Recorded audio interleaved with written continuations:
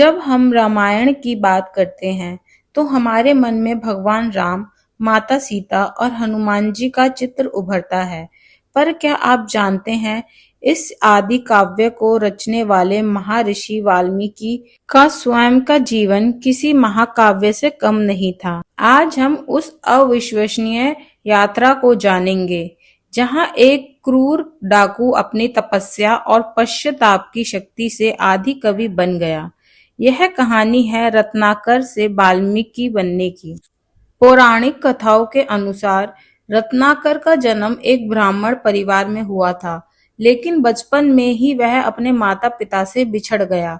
उसका पालन पोषण भील समुदाय में हुआ और जीवन यापन के लिए उसने लूटपाट का रास्ता अपनाया। रत्नाकर नाम का यह डाकू जंगल से गुजरने वाले हर यात्री के लिए मौत का दूसरा नाम था। वह जानता था कि वह पाप कर रहा है, पर खुद को समझाता कि यह सब वह अपने परिवार के लिए कर रहा है।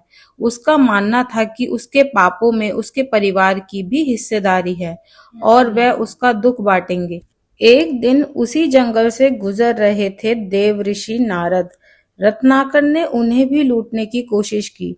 नारद मुनि मुस्कुराए और शांति से बोले, हे रत्नाकर, तुम जो यह पाप कर रहे हो, क्या तुम्हारे परिवार वाले इस पाप के फल में भी तुम्हारा सहभागी बनेंगे? इस सीधे सवाल ने रत्नाकर को हिला दिया।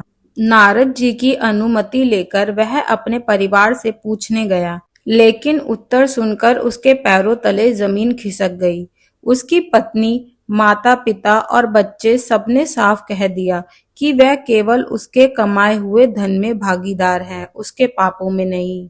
सत्य की इस कड़वाहट ने रत्नाकर की आंखें खोल दी। वह वापस लौटा और नारद मुनि के पैरों पर गिरकर क्षमा मांगी।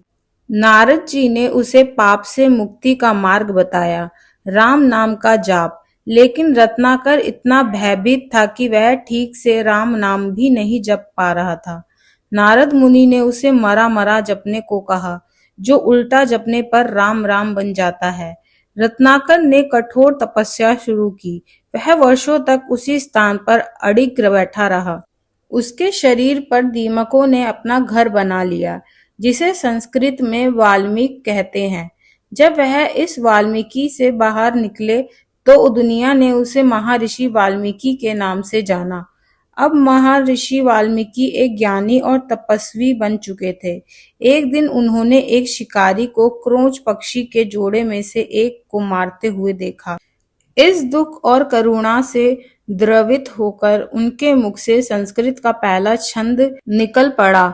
यह दुनिया की पहली कविता थी। ब्रह्मा जी के आदेश पर इसी करुणा और छंद के ज्ञान का उपयोग करके उन्होंने राम के संपूर्ण जीवन पर आधारित रामायण महाकाव्य की रचना की। यह सिर्फ कहानी नहीं, बल्कि धर्म, कर्तव्य, त्याग और प्रेम का शाश्वत संदेश है। वाल्मीकि जी का आश्रम केवल तपस्या का केंद्र नहीं था, यह वह पवित्र स्थान था जहां उन्होंने वनवास के दौरान माता सीता को आश्रय दिया और उनके पुत्रों लव और कुश का पालन पोषण किया।